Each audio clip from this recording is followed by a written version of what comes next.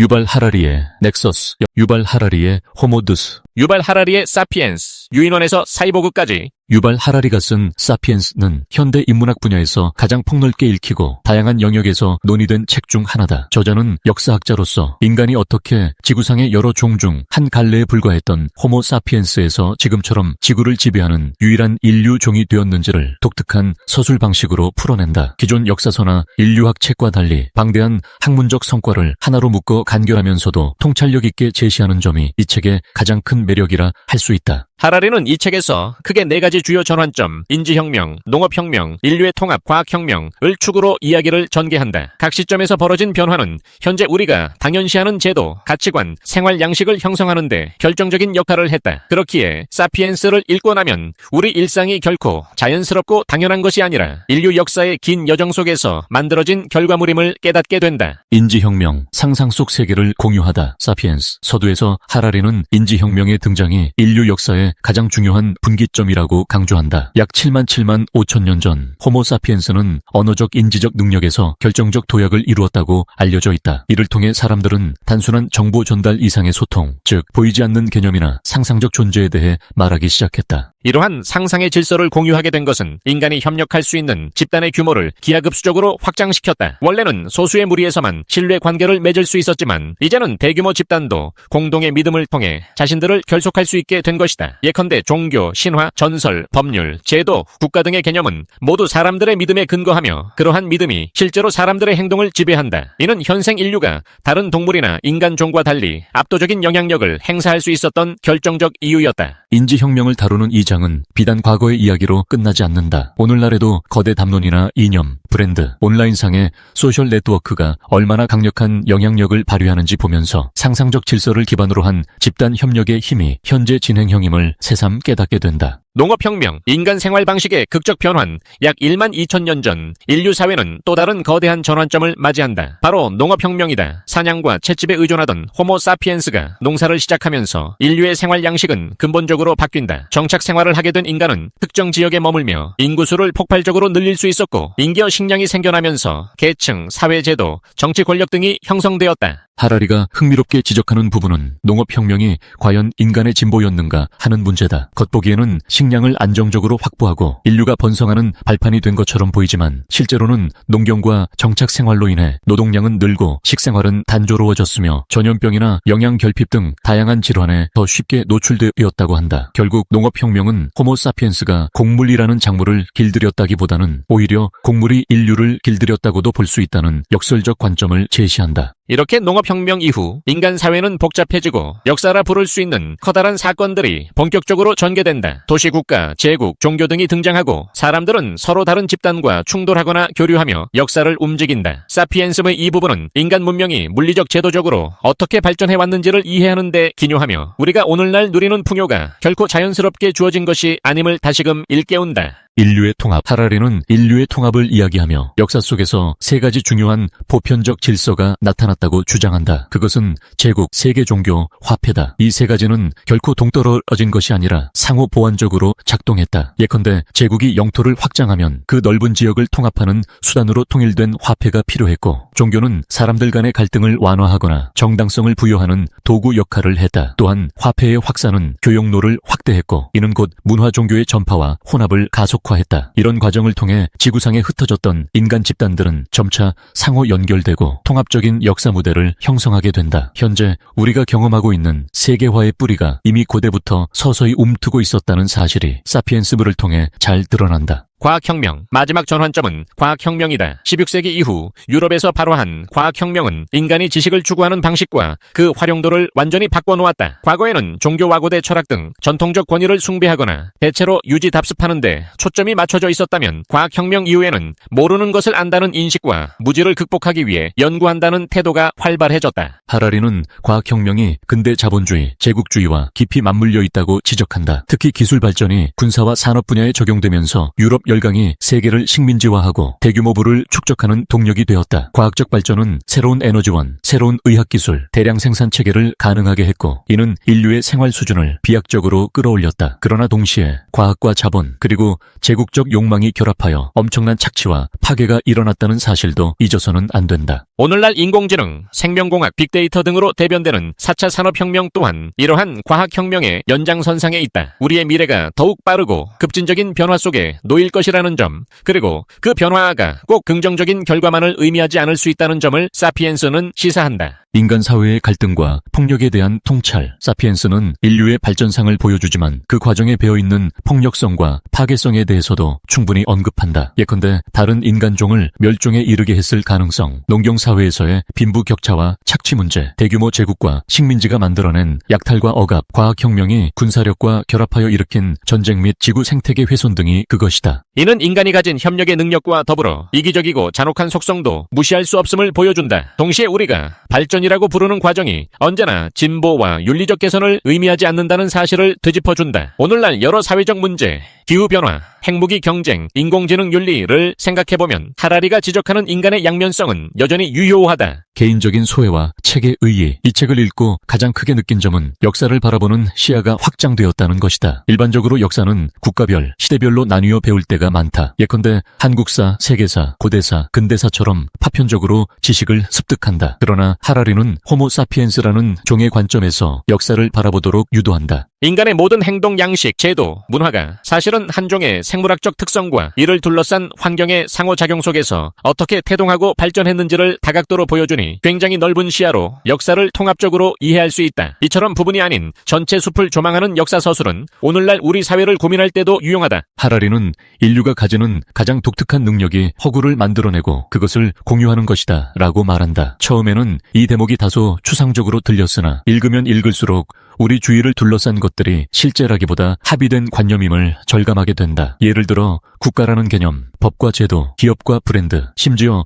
돈까지도 본질적으로는 사람들의 믿음 위에서만 존재하고 작동한다. 이런 상상이 실제 삶과 때려야 뗄 수 없는 구조로 작동하기에 우리는 그것을 매우 현실적이라 여기며 살아간다. 이 점을 의식하게 되면 기존에 당연하게 받아들였던 많은 제도나 개념들을 비판적 거리를 두고 바라볼 수 있게 된다. 사피엔스의 다음 단계는 사피엔스. 마지막 부분에서 하라리는 호모 사피엔스가 자칫 호모드스로 변모할 수 있음을 시사한다. 유전자공학, 사이보그 기술, 인공지능 등이 발전하면 인간이란 종이 더 이상 자연적 조건에만 구속되지 않을 가능성이 열린다. 이때 우리가 스스로를 어떠한 존재로 정의해야 하는가? 인간의 존엄성과 행복은 어디에서 기인하는가? 같은 근본적 질문이 떠오른다. 이미 호모드스라는 후속 저서에서 이 문제를 집중적으로 다루었지만 사피엔스 속에서도 그 예고편을 확인할 수 있다. 책을 읽는 독자들은 인류 역사에 대한 통합적 이해를 바탕으로 스스로 생각을 확장하고 미래를 가늠할 수 있는 밑거름을 얻게 된다. 끝으로 사피엔스는 한 개인이 역사적 사회적 맥락에서 자신을 돌아보고 우리가 만든 세계가 어떻게 작동하는지를 통찰하는 데 큰 도움을 준다. 역사책이라기보다 인간이란 무엇인가라는 질문에 답하려고 시도한 인문학적 에세이에 가깝다고도 볼 수 있다. 하라리는 인지혁명, 농업혁명, 인류의 통합, 과학혁명이라는 네 가지 큰 틀 속에서 호모 사피엔스가 지구상에 군림하게 된 과정을 명쾌하고 생동감 있게 펼쳐낸다. 무엇보다 책을 덮고 나면 우리가 일상 속에서 믿고 따르는 제도나 관습, 세계관이 사실은 상상적 질서 위에 세워진 것임을 재인식하게 된다. 그리고 인류가 이룬 물질적 번영 이면에는 숱한 갈등과 폭력, 파괴가 존재해왔다는 사실을 마주하게 된다. 그런 면에서 사피엔스는 인류 문명의 빛과 그림자를 동시에 보여주면서 미래에 우리가 어떤 선택과 가치를 추구해야 할지를 묻는다. 오늘날 인공지능과 데이터 기술이 더욱 발전하고 기후위기나 팬데믹 같은 전 지구적 문제가 부각되는 시점에서 인류의 단합과 협력 혹은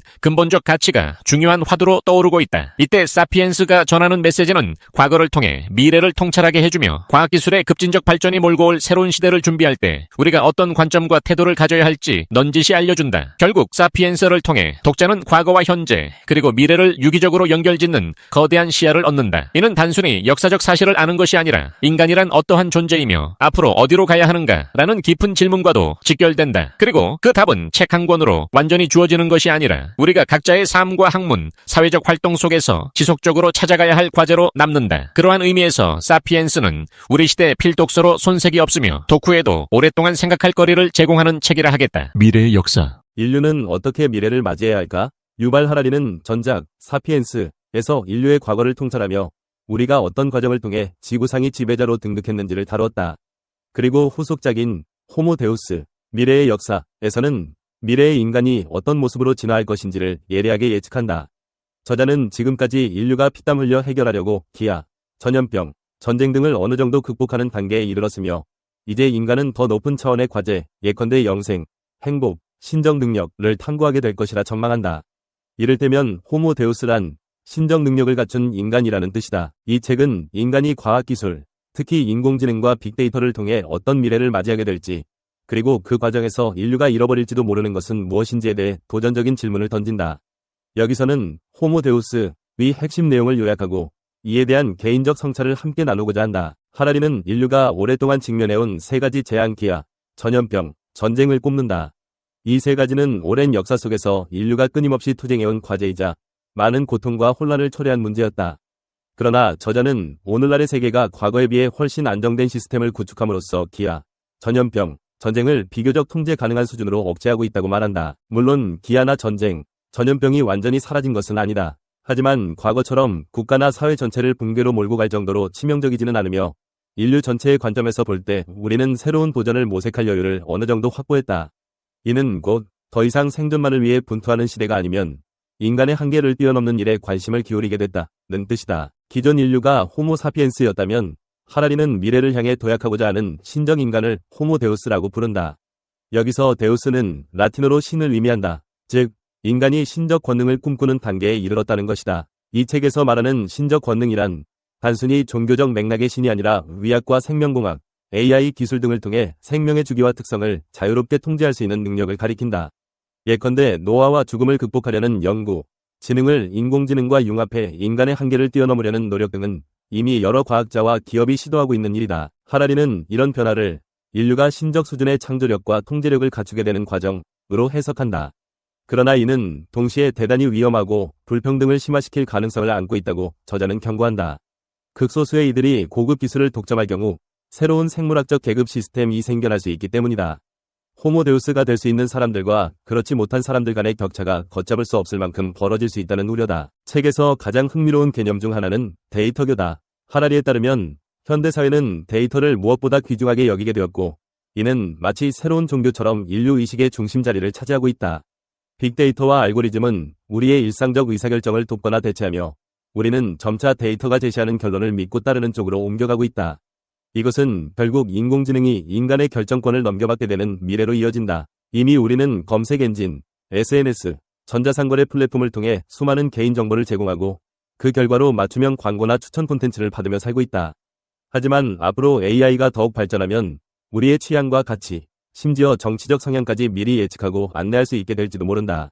그때가 되면 사람들은 알고리즘이 나보다 나를 더 잘 안다 는 믿음 속에서 스스로의 결정권을 일부 포기할 가능성이 크다. 하라리는 이런 전개가 단순 편의성 이상의 변화를 야기할 것이라고 강조한다. 인간의 자유의지가 근본적으로 흔들리고 개인이 자신의 삶을 주도한다고 믿는 관념이 무너질 수도 있다는 것이다. 과거에는 종교나 이념이 인간 삶을 지배했다면 이제는 데이터와 알고리즘이 새로운 통치자가 될 수 있다고 하라리는 전망한다. 자유주의의 충격과 쓸모없는 계급의 등장. 현대 세계는 오랫동안 개인의 자유와 권리를 중시하는 자유주의의 기치 아래 발전해왔다. 특히 서구권을 중심으로 민주주의와 자본주의가 결합한 체제가 세계적으로 영향력을 확대해왔다. 하지만 하라리는 빅데이터와 AI가 광범위하게 도입되면 이 자유주의적 패러다임이 크게 흔들릴 수 있다고 지적한다. 가령 4차 산업혁명으로 인해 상당수의 일자리가 자동화될 수 있다는 것은 이미 익숙한 전망이다. 이때 가장 큰 문제 중 하나는 많은 사람들이 더 이상 경제적으로 가치를 인정받지 못하는 상태, 즉 쓸모없는 계급에 편입될 가능성이 높아지는 점이다. 만약 소수의 기업과 기술 엘리트가 생산의 대부분을 주도하고 나머지 대다수는 노동시장에 진입할 기회조차 잃는다면 그 결과는 사회적 불안정이나 극단적 빈부 격차일 수 있다. 쓸모없는 계급에 대한 하라리의 언급은 충격적이다. 이전까지 인류 역사에서 소외계층이 존재해왔지만 그래도 노동력이나 군사력 차원에서 국가가 필요로 하는 인력이었다. 하지만 AI가 인간보다 효율적으로 일하고 전쟁조차 드론이나 자율무기로 치러진다면 국가나 기업이 굳이 많은 인구를 필요로 하지 않게 될 수 있다. 이는 지금까지 우리가 합의해온 인간의 존엄 과학 공동체 가치가 근본적으로 흔들릴 수 있음을 시사한다. 호모데우스가 제시하는 미래는 결코 장밋빛 전망이 아니다. 대표적으로 다음과 같은 문제가 있다. 인간의 수명을 연장하거나 우수한 유전자를 편집해 디자이너 베이비를 탄생시키는 기술이 대중화된다면 이는 단순한 의료 혁신을 넘어 사회적 불평등과 생명윤리 논란을 폭발적으로 야기할 것이다.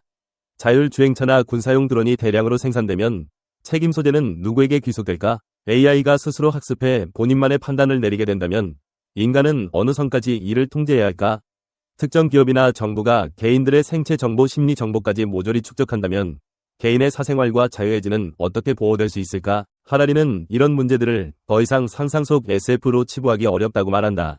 이미 각 분야에서 연구와 실험이 진행 중이며 기술이 폭발적으로 발전하는 속도를 고려하면 사회의 윤리적 제도적 준비가 턱없이 부족한 상태라는 것이다. 인간은 과연 어디까지 발전해야 하는가? 무한한 수명 또는 신체 정신적 능력의 강화가 진정으로 행복을 보장해 줄 것인가?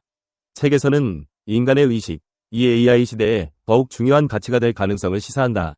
현재 AI가 아무리 발달해도 의식적 경험을 가진다는 증거는 아직 없다. 때문에 인류가 호모 데우스로 진화하면서도 자신의 의식을 어떻게 풍요롭게 유지할 것인가가 새로운 화두가 될 수 있다는 것이다. 또한 하라리는 인간의 의미 추구가 기존의 종교나 국가, 이념 대신 새로운 형태를 찾게 될 수 있다고 말한다. 과학기술을 숭배하는 데이터교가 등장할 수 있지만 그 안에서 인간다운 의미는 잘 보존될까? 혹은 전통적 종교가 다시금 부흥할 가능성이 있을까? 이 질문들 역시 아직 답이 정해지지 않은 채 미래 사회에 도사리고 있는 불확실성이다. 이 책을 읽으면서 가장 크게 와닿은 부분은 불안과 설렘이 동시에 느껴진다는 점이다. 분명히 AI, 생명공학, 빅데이터 기술은 인류의 수명을 연장하고 노동에서 해방시키며 보다 나은 풍요를 이끌어낼 수 있다. 그러나 그 과정에서 인간의 자유의지가 훼손되거나 소수 엘리트와 대다수의 쓸모없는 계급으로 분화하는 사회가 도래할 수 있다는 경고는 결코 가볍게 넘길 수 없다. 개인적으로 책에서 제시된 미래 시나리오들 중 가장 충격적이었던 것은 데이터가 곧 신이 된다는 예측이다. 지금도 우리는 온라인 플랫폼이나 SNS 알고리즘에 상당 부분 의지하고 있지만 이는 앞으로 훨씬 극단적으로 진행될 가능성이 크다. 내 취향을 나보다 더 잘 아는 알고리즘이 등장한다면 우리는 의사결정 과정에서 점점 더 자동화된 시스템에 의존하게 될 것이다. 그럴 때 인간의 판단력이 점차 약화되고 결국에는 그저 알고리즘이 제공하는 정보를 수동적으로 소비하는 존재가 되지는 않을까 하는 우려가 생긴다. 결국 이 책이 던지는 메시지는 이제부터가 더 중요하다는 것이다. 우리는 미래란 주어지는 것이 아니라 결국 인류가 스스로 만들어가는 것임을 잊지 말아야 한다. 정치, 경제, 사회, 문화 영역에서 그리고 개인의 삶에서 새로이 출현하는 기술과 시스템을 어떤 방향으로 활용할지에 대한 의식적 판단이 필요하다. 그렇지 않으면 기술과 데이터가 모든 것을 결정하는 세상에서 인간은 조용히 주변부로 밀려날 수도 있다. 과연 호모 사피엔스는 어떤 데우스가 될 것인가? 라는 책의 질문이 머릿속에 깊이 남는다. 우리는 정말 더 행복하고 평화롭고 의미 있는 존재가 될 것인가? 아니면 기술이 개입하는 새로운 질서 속에서 인간성의 상당 부분을 상실하게 될 것인가? 그 답변은 어떤 전문가 한 사람이 아닌 우리가 앞으로 만들어갈 집단적인 선택에 달려있으리라 믿는다.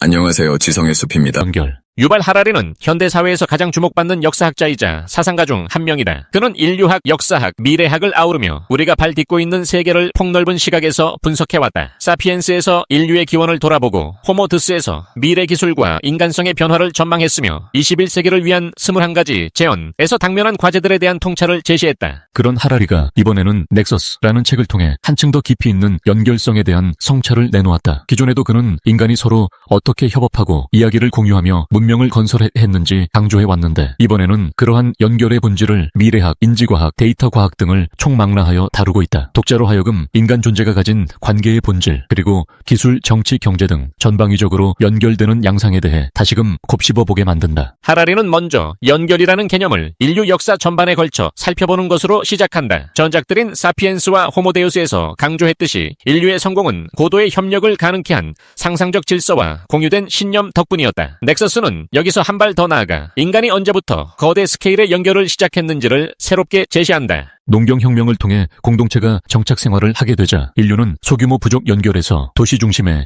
대규모 연결로 넘어가게 되었다. 이때부터 인간은 개인 간의 직접적인 유대뿐 아니라 제도, 법률, 종교, 화폐 같은 추상적 장치를 매개로 하여 광범위하게 연결되기 시작했다. 구텐베르크의 인쇄술 혁신은 실질적으로 각 지역마다 고립되어 있던 지식과 정보가 널리 퍼지는 전환점이었다. 이는 지식인 혹은 학자들만의 연결에서 대중적 연결, 더욱 보편적 연결로 비약적인 진전을 가져왔다. 이후 산업혁명을 거치며 교통수단과 통신의 발달이 물리적 거리를 극도로 축소했다. 나아가 20세기 중반 이후 인터넷과 디지털 기술의 등장은 연결의 폭발적 증대를 가능케 했다. 하라리는 이러한 연결의 역사를 거대 서사의 맥락에서 쉽게 풀어내며 오늘날 인류가 왜 연결이라는 화두를 절대 외면할 수 없게 되었는지 설명한다. 과거에는 왕과 황제가 지배하는 체제 아래서 주로 전쟁, 복종, 정복 등으로 연결이 유지되었다면 현대에는 상호 의존과 자발적 참여라는 양상도 중요한 역할을 한다고 말한다. 이 책의 본론에서 가장 흥미로운 지점은 바로 미래의 연결에 대한 부분이다. 하라리는 인공지능, 빅데이터, 유전자 편집, 사물 인터넷 등 최첨단 기술이 만들어낼 초연결 사회를 예측한다. 기존의 단순한 인터넷 보급 차원을 넘어 모든 기기와 모든 인간이 서로 실시간으로 연결되고 인간의 사고 과정마저 디지털 네트워크에 일부 편입되는 세상이 머지않았다고 말한다. AI와 데이터의 결합, 빅데이터가 축적됨에 따라 알고리즘은 더욱 정교해지고 인간의 행동 패턴을 예측 유도할 수 있게 된다. 개인의 성향, 욕망, 심리 상태까지 파악하는 데이터 통제 사회로의 전환을 경고하는 대목은 과거 호모드스의 문제의식과 닿아 있다. 생명공학과 뇌과학, 유전자 편집 기술의 발전과 뇌과학의 심화로 우리의 신체적, 정신적 한계를 극복하고 향상시키려는 시도가 이미 진행 중이다. 이 과정에서 인류는 스스로 호모사피엔스의 정체성마저 재정의할 상황에 이를 수 있는데 하라리는 그러한 시도가 가능해지는 기술적 연결의 메커니즘을 설명한다. 사물 인터넷과 분산 네트워크, 집, 도로, 자동차, 심지어 우리의 의복까지 네트워크에 연결되면서 우리는 어디서부터 어디까지를 우리 자신으로 볼 것인가 라는 정체성의 문제가 발생한다. 몸을 둘러싼 도구가 실시간으로 정보를 교환하고 의사결정을 보조 혹은 대리하게 될 때 인간이 과연 주체성을 온전히 유지할 수 있을까? 넥서스는 이러한 질문을 던지면서 독자를 사유하게 한다. 기술적 연결 못지않게 하라리는 정치 경제적 영역에서의 넥서스가 어떤 식으로 작동하며 진화할 것인지도 심도 있게 다룬다. 기후변화, 팬데믹, 난민 문제 등 글로벌 어젠다가 한 국가의 힘만으로는 해결할 수 없는 시대에 국경을 넘어서는 협력체계가 필수적이다. 하라리는 이러한 문제들이 근본적으로 인류 공동체라는 더 큰 틀 안에서 진행돼야 함을 피력한다. 동시에 과연 세계가 하나의 목소리를 낼 수 있는가라는 회의도 놓치지 않는다. 세계화와 자유무역은 국가 간 연결을 비약적으로 키우는 동시에 부의 편중과 불평등을 심화시키기도 했다. 연결이 증대한다고 해서 모두가 번영을 누리는 것은 아니다라는 점을 하라리는 강조하며 앞으로 맞이할 초연결 시대에 우리는 어떤 새로운 경제 패러다임을 수립해야 하는지 고민을 던진다. 대중의 감정과 인식의 연결, 소셜미디어를 통한 감정의 집단화 현상, 가짜뉴스의 급속한 확산, 바이럴 마케팅 등은 대중의 여론이 얼마나 손쉽게 변질될 수 있는지 보여준다. 하라리는 개인 한 명 한 명의 정보 소비와 판단이 서로 얽혀 전체 사회적 분위기를 형성하는 넥서스를 주목한다. 그리고 이 과정을 올바른 방향으로 이끌기 위한 윤리적 정치적 고민을 제기한다. 우리가 흔히 쓰는 연결이라는 말은 주로 기술적, 물리적 수준에서의 연결을 떠올리기 쉽다. 하지만 하라리는 인간의 심리, 공감, 공동체 의식, 윤리적 책임감과 같은 정서적 도덕적 연결을 더욱 강조한다. 아무리 네트워크가 잘 발달해 있어도 그 속에서 가치관과 목적 의식이 결여된다면 결코 지속적이고 의미 있는 넥서스를 형성할 수 없다는 것이다. 이러한 맥락에서 하라리는 커뮤니케이션과 커뮤니언의 차이를 말한다. 전자가 정보 전달의 차원이라면 후자는 서로 간의 정서적 본질적 교류를 의미한다. 그리고 미래 사회가 진정 건강하게 작동하기 위해서는 이런 커뮤니언의 층위가 더욱 중요해진다는 메시지를 전한다. 넥서스에서 특히 흥미로운 대목은 미래 기술이 우리에게 가져다줄 편의와 풍요가 과연 어디까지가 축복이고 어디서부터 저주가 될 수 있는지 고민하는 부분이다. 하라리는 기술 자체를 선악으로 이분화하지 않지만 기술의 방향이 부정적인 양상으로 흐르지 않도록 감시와 균형이 필요하다고 주장한다. 예컨대 의료기술의 비약적 발전은 인간의 수명을 연장하고 질병을 정복하는 길을 열어주지만 동시에 유전자 편집을 통한 우월 인간의 출현으로 사회적 윤리적 갈등이 심화될 수 있다. SNS와 메타버스 플랫폼의 발전 는 소통의 폭발적 증대를 가져왔지만 익명성 뒤에 숨은 혐오와 폭력이 만연한 파편화된 연결이 될 위험도 크다. 책은 이러한 양면성을 끊임없이 상기시키며 독자로 하여금 현실을 날카롭게 인식하게 만든다. 미래에 우리가 맞이할 기후위기, 전염병, 인구 고령화, 식량위기 같은 문제는 국경, 인종, 이념을 뛰어넘어 글로벌 차원에서 협력하지 않으면 해결이 불가능하다. 하라리는 이 지점에서 인간의 이기적인 속성과 이타적인 속성이 어떻게 균형을 이룰 수 있는가에 대한 통찰을 제시한다. 결국 궁극적으로는 모든 인류가 연결된 공동 운명체라는 인식을 공유해야만 적절한 대응 방안을 모색할 수 있다는 것이다. 그리고 그러한 인식은 단순히 지식층이나 정치인, 활동가만이 아닌 일반 시민이 일상 속에서 이해하고 체감해야 확산될 수 있다고 주장한다. 결론으로 유발 하라리의 넥서스는 기존의 저작들에서 한 걸음 더 나아가 인류가 직면한 연결의 본질과 초연결 미래에 대해 깊이 숙고하게 만드는 작품이다. 인류의 역사에서 연결이 어떤 식으로 작동해왔고 앞으로 어떠한 모습으로 진화할지 총체적으로 그려냄으로써 독자는 과거를 통해 현재를 이해하고 현재를 통해 미래를 내다보는 통합적 시야를 얻게 된다. 책을 덮고 나면 우리는 이미 너무 많이 연결되어 있다는 생각과 동시에 아직도 진정한 연결은 부족하다는 역설이 떠오른다. 기술과 네트워크는 인간을 점점 더 긴밀하게 묶어내고 있지만 정작 인간적인 공감과 연대 그리고 공동체적 책임의식은 여전히 뒤처져 있을 수 있다. 이 간극을 메우는 일이야말로 우리가 지향해야 할 넥서스의 진정한 의미일 것이다. 결국 넥서스가 제시하는 미래상은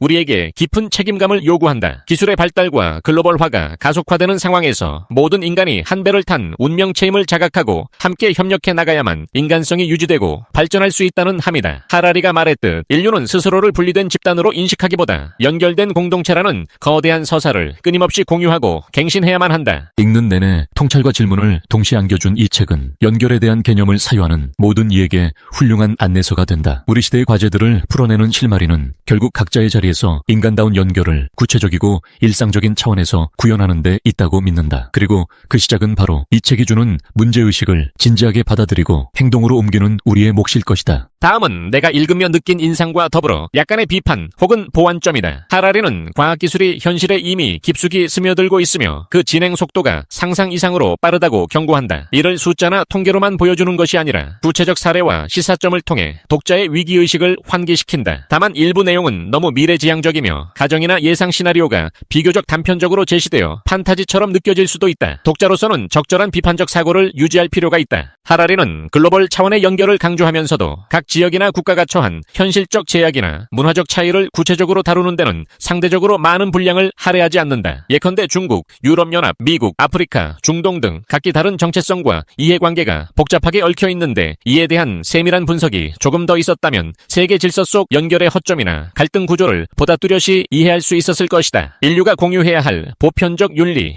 혹은 책임의식에 대해 하라리가 반복적으로 강조하긴 하지만 그것을 제도적으로 어떻게 실현할 것인지 구체적으로 어떠한 정치 사회적 메커니즘이 필요한지는 다소 추상적으로 다루는 경향이 있다. 당연히 저자 본인이 역사학자이자 사상가이지 정치 제도나 법률 전문가가 아니므로 한계가 있을 수 있다. 그럼에도 독자로서는 윤리와 제도의 매개를 더 듣고 싶어졌던 아쉬움이 남는다.